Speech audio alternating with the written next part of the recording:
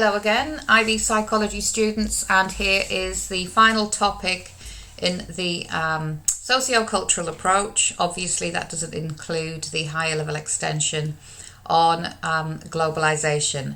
With my students, I don't teach the higher level extension, so we just cover the sociocultural approach for short answer questions.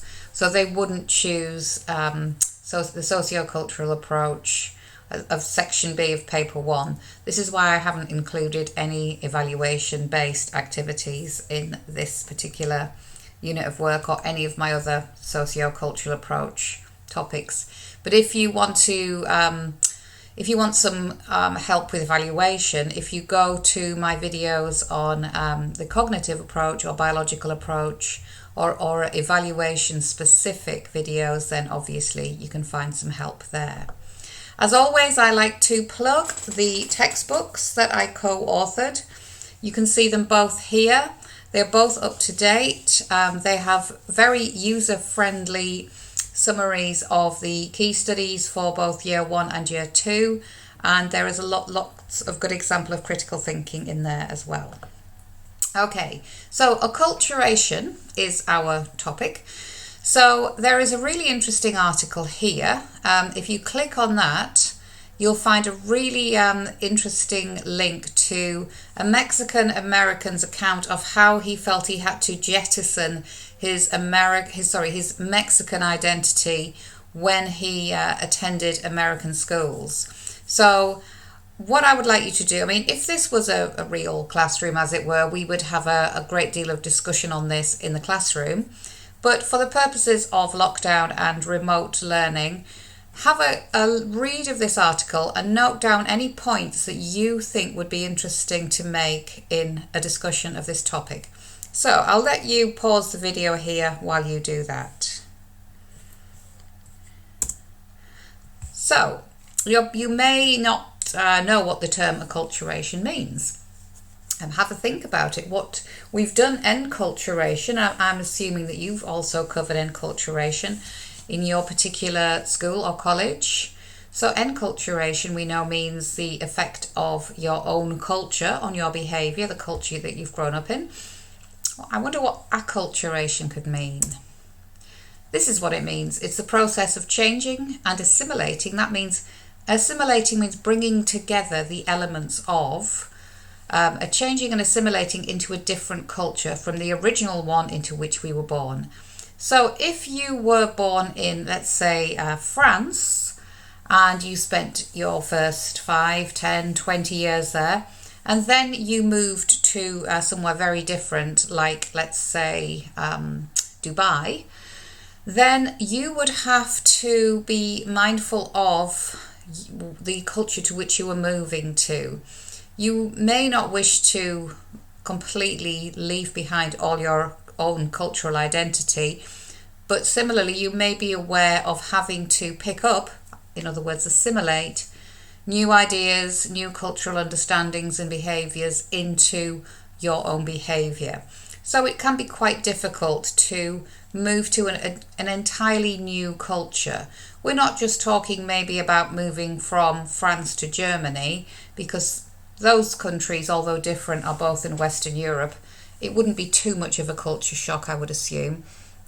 But acculturation is a process by which a human being has to think about the new culture they're in, particularly if it is very different to their own, and what parts of their own culture they will keep and which parts they may decide not to kind of continue adhering to. So, as with everything in psychology involving human behaviour, it's never just monodirectional, it's always bidirectional. It's a two-way process. You wouldn't move to a new country and just think, oh, I have no role to play here, I will just let the culture influence me. You, whether you like it or not, will have an influence on that culture. That culture will have an influence on you. If you think about the UK, we had a large influx of people from the Southern Asian continent, India, Bangladesh, Pakistan, around the kind of 1950s, 1960s. And it definitely had a huge impact on lots of aspects of life in the UK. I mean, for the most kind of surface culture aspect, you would look at food. British people now absolutely love curries. And, you know, the chicken tikka masala is now one of the most popular dishes in the UK. It certainly wasn't that way 100 years ago. Which, you know, this impact of culture, it's not just what the culture does to the individual, what the individual does to the culture. There is always a give and take. And generations now of people who were born in the UK but whose parents were from other countries will be different to their parents. They will have different outlooks, different behaviours because they were brought up in the UK. They will have a different point of view to their parents, grandparents, whoever was that generation who first immigrated. So on the next slide, I have some images which I think can promote interesting discussions about acculturation. Now, as with a lot of discussions in psychology, there's no right or wrong answer. It's just a case of which of these images do you think really accentuate the idea of acculturation, this merging, bringing together of cultures. Some of them may not entirely be acculturation. They might be something else. So if they're not acculturation, have a think about what they might be instead.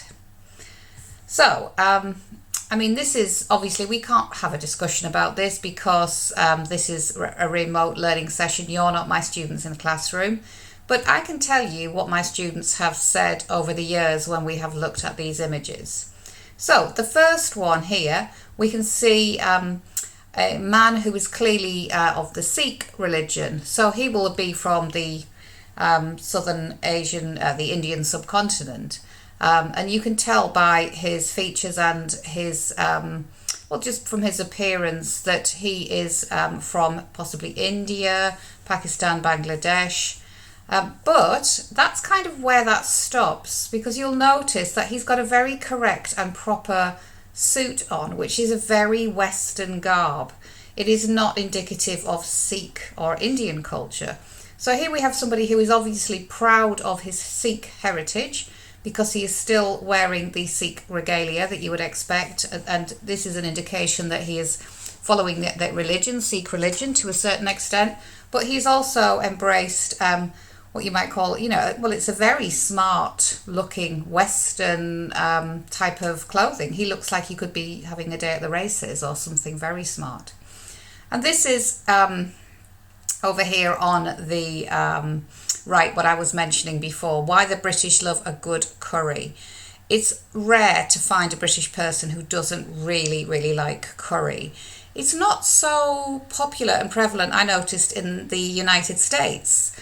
And certainly not in other parts of Europe. If you go to France on holiday, you don't tend to see many Indian restaurants, certainly not in small villages.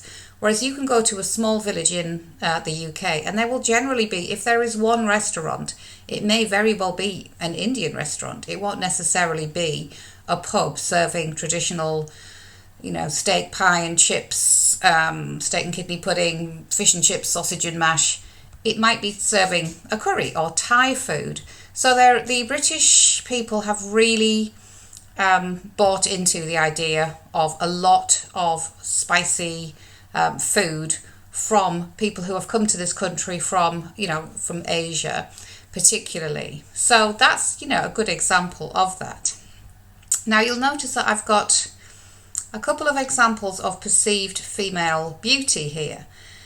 Now this one really threw up some interesting discussions over the years with my students. Now this first one here is, I think this must be a Korean woman. I don't think she's Japanese, because I think that might be Korean.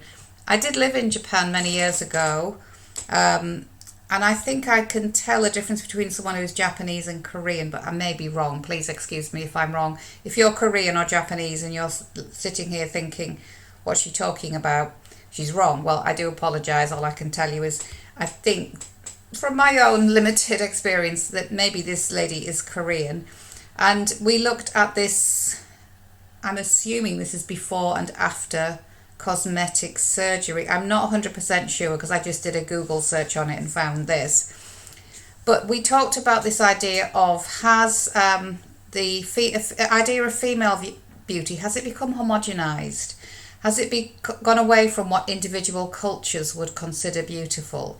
Because you'll notice that this woman has a very Western, unrealistic type of face, if you like. I mean, her eyes look out of proportion for her face. Her face has been chiseled to make that jawline. I know a lot of British and American women, I think, have gone in for this kind of look. I dread to think what kind of procedures, surgical procedures, you have to have done to create that.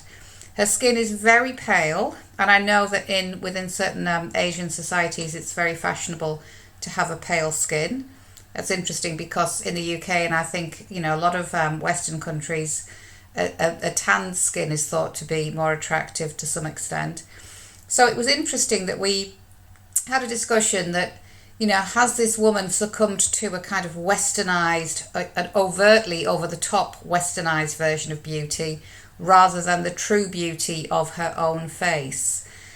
Is Western culture invading a lot of other cultures and imposing, like a colonial power, imposing their ideas of beauty on other cultures? So that's something you might like to think about. Now this one here I chose because I thought it really kind of brought up some interesting cultural and ethnic issues. A lot of people, I don't know if she's one of the Kardashians. I don't really know the Kardashians. You will know this. You're younger than me if you're watching this. But this woman here is wearing cornrows in her hair. Now, a lot of people of African origin are very against, they don't like the idea of someone who is not of African origin wearing cornrows because they feel it's a cultural appropriation, which means that you're taking aspects of a culture that is not yours, and it's often an oppressed culture, like the original African Americans who were slaves, or maybe the Native Americans, and using aspects of their culture to make yourself look pretty or as a fashion statement. So we wondered whether this wasn't acculturation or was it this kind of cultural appropriation.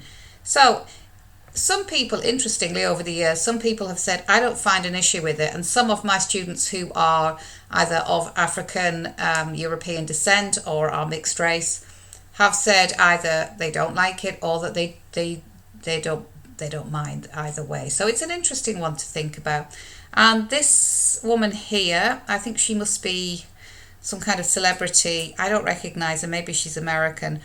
But she clearly is of African descent, or at least mixed race descent, but she has a very pale skin, and her hair is very straight and glossy. Not what you would expect if she was maybe keeping her hair natural, because African hair is obviously not straight like that. So we also talked about, are African women or women who are African American, African European, are they overly influenced by a kind of Western ideal, or are they happy to express their own ethnicity in their beauty? And does it matter? Does it matter? Are we annoyed? Are we bothered about it? Are we yes, no? So again, I'm not suggesting how you should feel about this. This is simply an interesting idea to discuss, particularly when we're talking about acculturation. Okay, so Berry's model is here. I think I haven't put the year, it's about 2005, and that's obviously in our textbooks, we have that in more detail.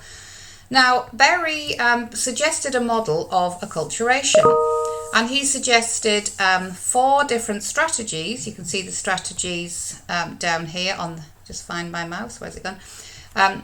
Here on the left: assimilation, separation, integration, and marginalization. He suggested that these were 4 strategies individuals could use when they have moved from one culture into another culture. And the definition is here.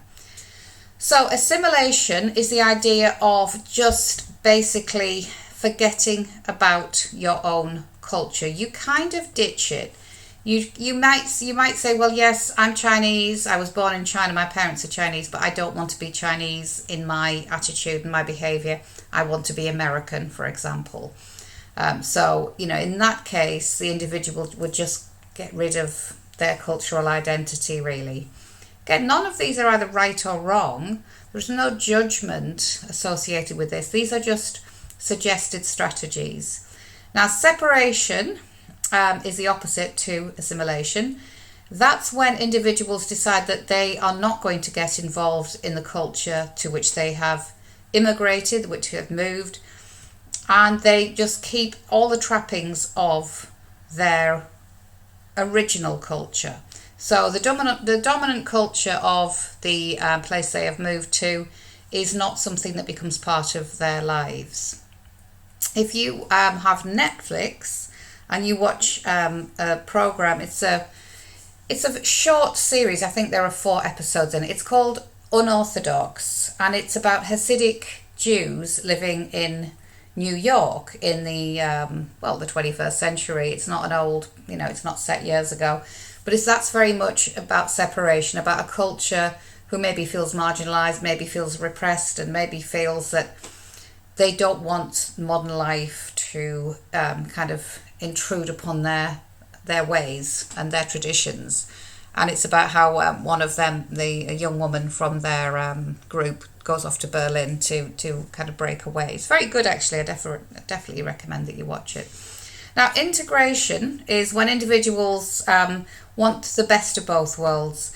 They don't want to completely leave their culture behind, but at the same time, they don't want to ignore the culture they've moved to. So they keep a little bit of both. They keep one foot in each camp, if you like. So they integrate in the community, but they don't forget what their cultural background is. Marginalization is a kind of negative state of not really belonging to anything. Now, this might be a case for refugees, people who have had to leave their home country even though they don't want to. They were forced to because of political or economic pressures. They end up in a new culture, and they are maybe, because they are feeling lost, they are feeling maybe very depressed, very unhappy.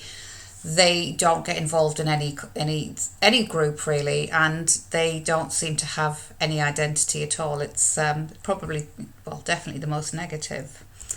Okay, so acculturative stress. This happens when the two cultures clash. So this is when you have the norms of the dominant culture clashing with the new culture. So someone is in the middle of this, feeling pulled both ways. So you might be the child of parents who have immigrated to a country. Your parents expect certain behaviour from you, but the culture you live in would say, well, it's okay. You don't have to feel restricted. You have choice. So that's acculturative stress. This is a very good film clip here. It's from a film called Bend It Like Beckham. It's quite an old film now. I think it's, is it 20 years old? It's quite an old film. But it's very funny. It's about an Indian family and their daughter who wants to play football. So just pause the video here and watch this short clip. So Berry's conclusions were that the best solution to lower acculturative stress was to use integration as your strategy. So you don't completely lose your own culture, but you don't completely ignore the culture that you've moved into. It's a happy kind of halfway house, if you like, between the two. Marginalization, unsurprisingly, he argued would result in high stress because you don't belong to anyone. You've lost your own culture. You haven't got involved in the new culture. And you are marginalized. You are literally on the margins of society. So it's clearly not a pleasant or a very positive place to be. Okay, so here's your task. You make a little table and you outline Berry's model. So all you need to do is look back at this table here. So for each of these strategies here, what you do is come up with one example to explain each strategy of acculturation. So for example, a man originally from India has married a white British woman, but he still maintains some family traditions and aspects of his religion. So that's a clear example of integration. He is married outside of his own culture. So he's integrating within white British culture, but he hasn't forgotten, he hasn't completely left behind his original culture. So if you have a go for each of those strategies, but for integration, use your own example, don't steal mine, obviously. And okay, so now Berry's model of acculturation is something that you can cite in an exam question, an SAQ, but it would work for most questions on acculturation, but it won't work for a question which asks about a research method. So if the question is explain the use of a research method within the sociocultural approach, you couldn't use Berry's model because it's a model, it's not a research method. So I've also included a study here of acculturation. Again, we're not evaluating it, we're just looking at it as an example of acculturation. So you've got one final task to do. Your final written task. On this page, there are several key terms highlighted in this colour, i.e. that turquoise blue. For each key term highlighted, write an explanation of what this refers to. For example, a semi-structured interview consists of blah, blah, blah, and link it to the study by Inman et al. 2007, the study that we're looking at. In other words, use study detail to illustrate the points you make. So here is the study, Inman et al., and it's looking at acculturative stress. It's looking at how easy it has been for first generation Asian Indian parents to bring up their children within a new culture. Is there any acculturative stress? What are the strains on and pressures on these parents who have moved from one culture to another? So this is quite nice because we've got some more qualitative research. We don't get much qualitative research in cognitive and in biological. So this time it's semi-structured interview. So there you are, there's an example, your first example of a key term to explain.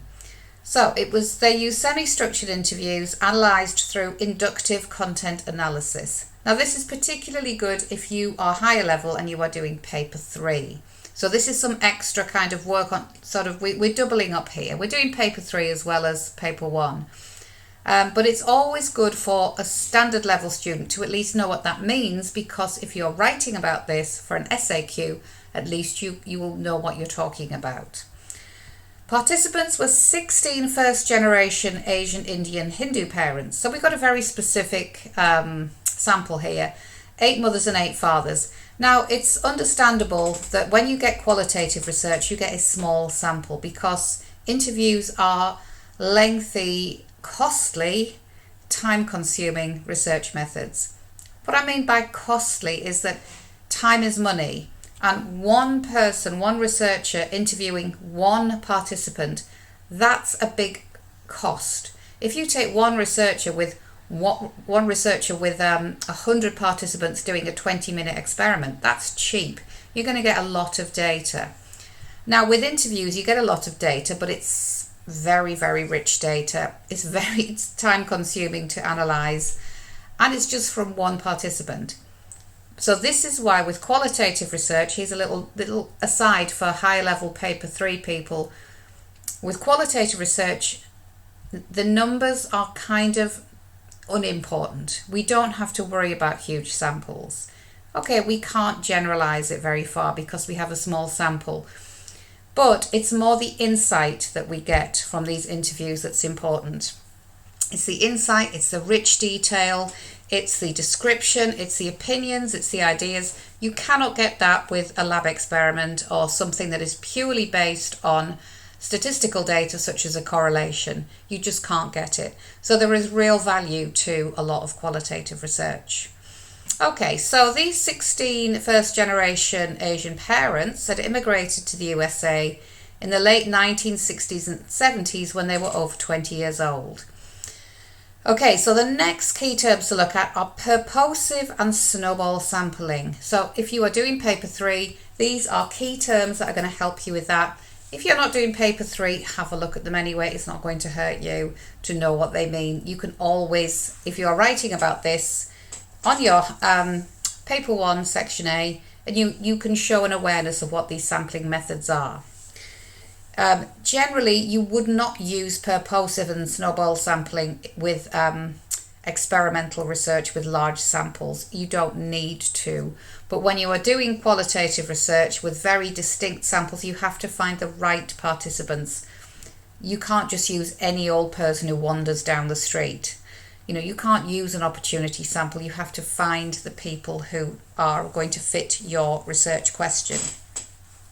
So, the way they measured their the quality of their responses was based on their own classification of themselves. So they had to say whether they were very Indian or they felt, do you feel very Indian, somewhat Indian, bicultural, etc. And then asked to elaborate on this self-construal. Self-construal is a term we came across before. I think it was when we were doing Acculturation. So that's the final key term for you to explain in your written task. I'm not going to say anything else on that. I'm going to let you explain it in your own way. Now, we have a lot of results here. This is the one thing I don't like about this study. There's a heck of a lot of results. So my tip to you is take 3 of them, right? Because if you try and write all of this in your response in an exam question, you will drive yourself mad trying to remember it, and B, you will bore the person who is marking your SAQ to tears, because all you're doing is regurgitating study detail. This is why when you use a study in an SAQ, you are not just churning out every single thing you can remember about it. You are selecting what you think will help you best with your response. Now, there are lots of results here. I would choose 3 that are fairly distinct from each other. Don't choose 3 that are all kind of telling you the same thing. Don't try and do all of them. It's not worth it. There's no point. Okay? So I'm not going to go through all of this because you don't want to listen to my voice just reading out what you can read yourself. So you go figure it yourself. So basically, the link to Berry's model that you should make at the end of your SAQ is that if we look at Berry's acculturation strategies, we can apply these to the parents and how well they acculturated to the host culture. But within the interviews, what emerged was it wasn't really a choice on their part. Rather, it's the idea that parents have to kind of, stuff happens in life. Maybe you intend to bring your children up a certain way. You have the best intentions, or you think, I'm going to bring my son and daughter up like this, ABC. But then life gets in the way, and you then have to kind of renegotiate your plans for raising your children. And that's what it says here. Rather, the data suggests that both the fathers and the mothers in the study engaged in a thoughtful process of negotiating conflicting cultural demands. So it's this idea that maybe, they wanted to integrate, or maybe they wanted to assimilate or separate, and life gets in the way, and you have to try and find the best way through for yourself and your children. And if you look back at the results, you will be able to see some more detail of what the parents said. So it's interesting, despite its benefits, immigration seemed to come at a cost to the participants in this study. So this is kind of an interesting view on immigration, that maybe participants feel that they've lost something that they will never get back about their culture. Participants perceive significant losses in the form of familial guidance. So, I would think that if you were from India and were brought up in an Indian family, you would really look to your parents and the elders in your family as being very wise and kind of giving you insight into how to live your life. If you then move to a Western country like America, Canada, Australia, whatever, that's not really as strong, that idea of familial guidance. Cultural continuity, the idea that you pass on traditions from generation to generation, and environmental supports. It may be that you move to a new country and you don't feel that you have the community around you or people who can help you as much as you would in your home country. So these losses seem to significantly influence their choices in maintaining and negotiating their own cultural identities. Pardon me, just had I realised I've been talking a lot, I just took a drink of water. So it's not a straightforward issue. I think one of the nice things about the sociocultural approach is it doesn't say, it's cut and dried, this equals that, or this demonstrates X influences Y. It's much more linked to how people are in the real world. Culture is not a simple thing. Culture does not affect us one way. It's continually affecting us. We are affecting it. We are changing our cultures, in lots of ways via generational changes, social changes, maybe at an individual level as well.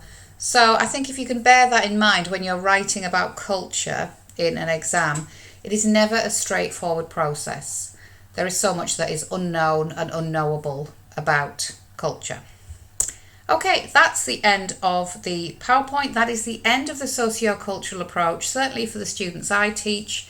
If you are watching this from another school or college and you are also you are going to be doing it for higher level as an extension topic, globalization, then I wish you luck with that. And in our book, Psychology Sorted, Book 2, there are lots of studies to help you with that. Okay, goodbye for now, everybody.